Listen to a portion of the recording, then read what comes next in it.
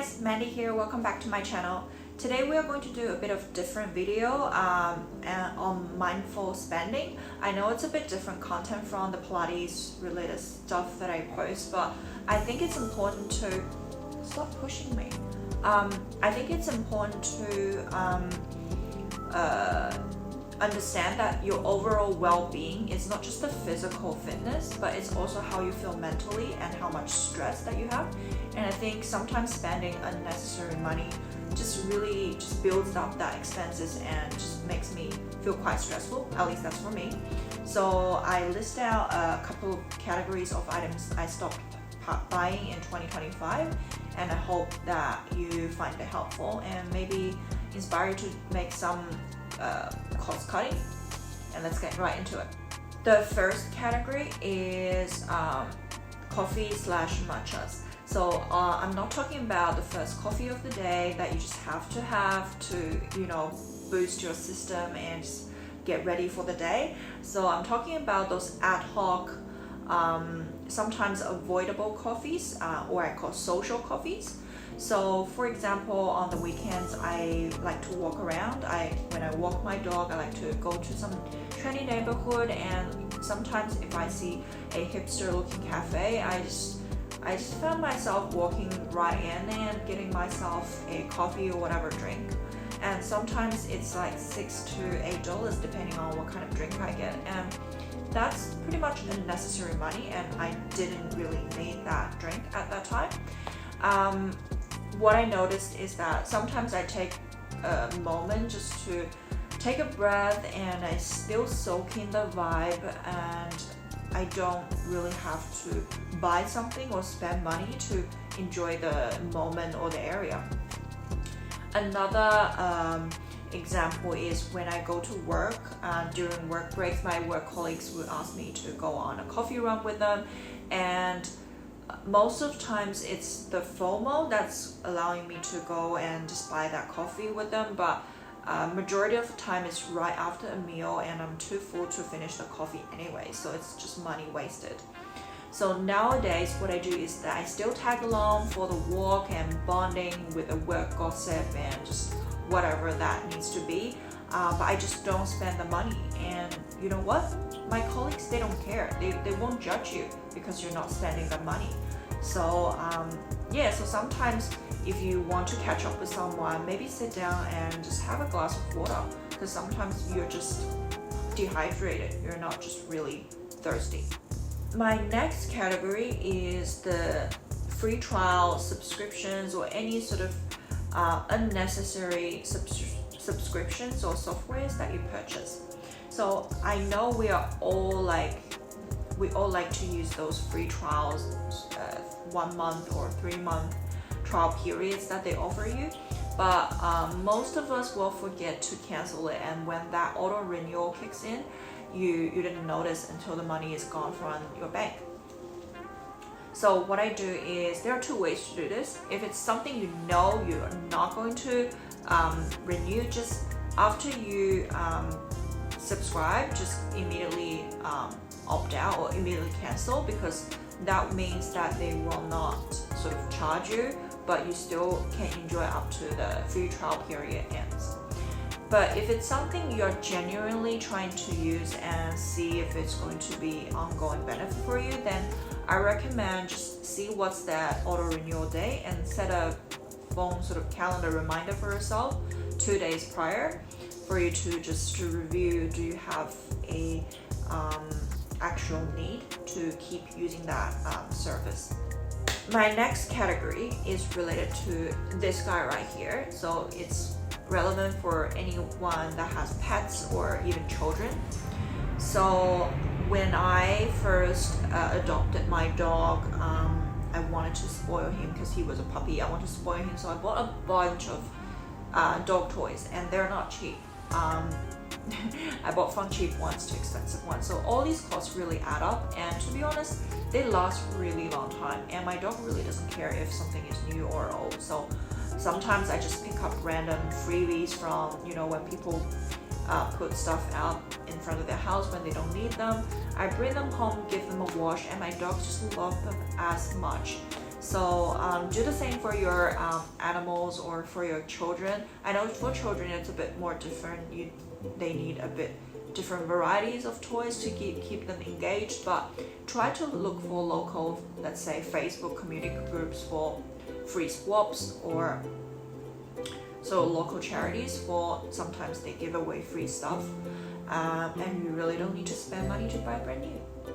My fourth category is again going to be quite controversial, especially for girls, I suppose, is manicures. I completely stopped getting manicures because I realized it's not just taking money, but it's also taking a lot of time. And I'm a really impatient girl, so I get my nails done. Sometimes I need to wait for 15 minutes and then sit down for 30 to 45 minutes. And if you don't get shellac, like if you get natural polishing, you have to be really careful afterwards to make sure it's like completely dry before you touch anything, and it's so much stress. And I also have a bit of OCD with my nails, so if there's a tiniest imperfection in my nails, I just freak out and start to like want to poke or like just destroy my nails. So anyways, I after I stopped getting manicures, I just clean my nails at home and just give them basic trims. And you can still buy like hand masks from drugstore to do some moisturization masks. So yeah, overall I don't see my quality of life has dropped just because I stopped getting manicures. And I noticed I start to save a lot of money from that.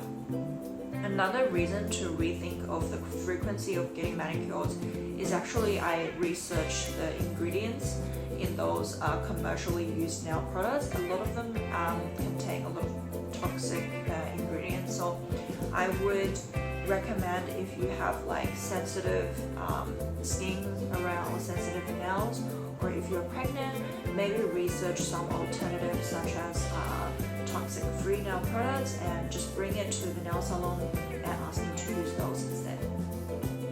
My next category of spending cuts is actually maybe Pilates related, because as a Pilates girly, I used to love to collect workout gears or workout equipment, and not to mention like dupes, let's say Lululemon dupes. But what I noticed is that 80% of time I still just grab my genuine Lululemon, because they are the most comfortable, they really last for a long time, and they endure the wash and dry really well. So I'm not precious about them. I throw them in the washer and dryer and they come back just as new. They are not shrinking or losing the shape or elasticity. So I'm just using Lululemon as an example, but there are so many other brands that's really good. If you really found a dupe that's just as good, then good on you, stick with that and just stop buying all the other alternative dupes, because it's just adding up cost, and the cost per wear, if you're not wearing them every day or every other day, you're really not getting that much out of it. The same goes to yoga mats or like exercise mats. I think that's one category of item I'm not going to cheap out on. So just buy one that's really good quality, that has really good grip. If you do yoga, you know what I'm talking about. And then you will notice that you are not stressing about, the cheap version losing the grip or just falling apart after a short period of time. My next category is hobby related items. So earlier this year I did some golf lessons, and this time I was so good. I didn't buy any golf gears or not even golf shoes or golf gloves. I just use all the existing stuff that they have, and when I go to classes they give you like rental clubs and all you need for free anyways, so you don't have to invest in super early until you figure out, oh, it's something you want to do in the long run. So I made the mistake a few years ago when I started learning salsa dancing, and I immediately just got drawn to the really beautiful salsa shoes. And I bought maybe 3 pairs and they're so pretty, but now when I don't do salsa dancing that much, they're just sitting in the shoe cabinet collecting dust, which is a bit of a shame. My next category is things that you add to cart just to get free shipping. Let's admit it, we've all been there. You're just eyeing for that one thing and it's finally on sale, so you add to cart, but it's just $20 shy from getting free shipping. So you spend another 30 minutes or more finding the next thing that you want from this brand that you want to buy, so you just get free shipping. Trust me, the time and the energy that you spend on buying the next thing is actually probably worth more than the shipping cost itself. And if the thing that you bought end up not being the right one, you have to find time and energy to return it and yada yada yada. That's just too much work for me. So if you buy something on Amazon, I know there are more options. So what I do is that I don't buy the tempted stuff they recommend you to go with unless that's something I really need. I tend to fill the gap of shipping by buying genuine toiletries or kitchen pantry items that I know I will use and consume regularly, so that I'm not wasting money on things new that I'm trying and I don't know if I will like. My final category of things that I cut out is unnecessary kitchen gadgets. So if you're like me who live in a pretty small space, then I have pretty limited kitchen sort of countertop space. I just started to invest in multi-use kitchenware. So stuff like my Ninja Foodie. So I use that every day. It's like a pressure cooker, slow cooker, and a air fryer all in one. It has a few other functions as well, but that's definitely one of my most used kitchen item. Just keep it to the basic, like a really good quality cast iron skillet and good quality chef's knife. They just getting some basics will get you a long way instead of buying one particular thing just for that use. So especially if you're into baking, just be mindful how often you do baking, because I know baking can really easily collect a lot of different gadgets, and it not only takes up your money but also a lot of space. Okay, I just realized I probably have one final confession category I have to do, which is water bottles. So this year I did a cleanup and I found that I have probably more than 5 water bottles that I collected throughout the last couple of years. Am I hydrated more because I have more water bottles?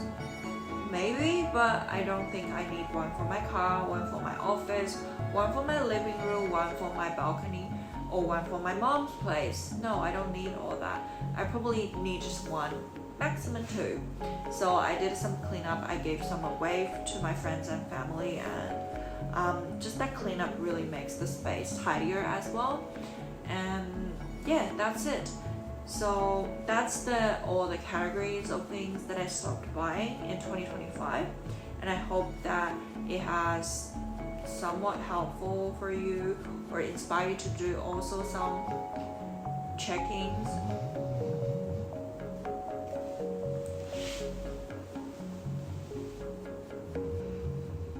Anyways, I hope that's helpful for you, and hopefully it will inspire you to go through your bank statements and do some uncomfortable scrolling and find if you have some of those repeating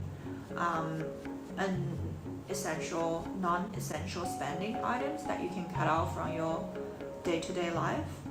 And trust me, it will free up so much of your wallet as well as your mental space. And I'll see you in my next video. Bye.